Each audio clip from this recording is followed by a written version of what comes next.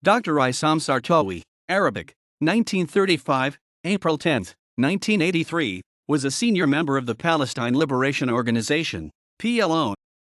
He was assassinated on April 10, 1983. Issam Sartawi attended university in Baghdad, graduating in medicine, before specializing in cardiology and getting his MD in the United States. Sartawi returned to Palestine in 1967, joined the Fatah movement and helped establish the Palestine Red Crescent Society. He quickly rose to become Yasser Arafat's advisor on Europe and North America. In the mid-1970s he participated with other moderate PLO members to the Paris meetings with the Israeli Council for Israeli-Palestinian Peace of General Mati Peled, under the sponsorship of former French Premier Pierre Mendès France.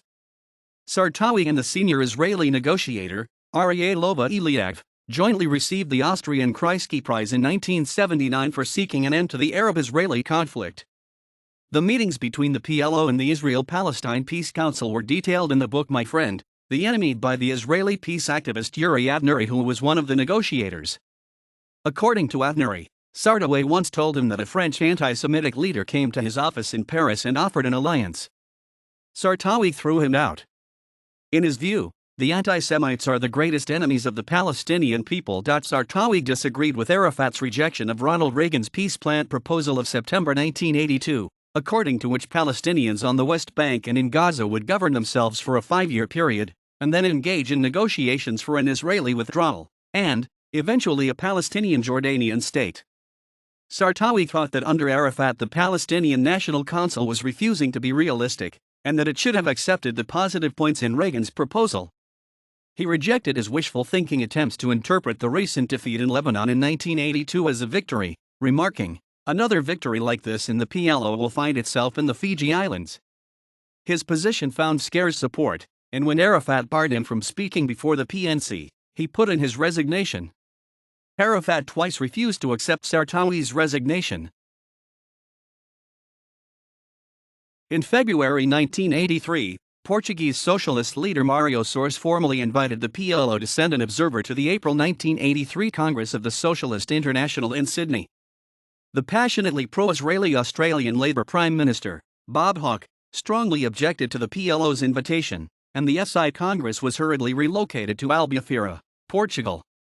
Sartawi was selected by the PLO as its representative at this meeting in Portugal.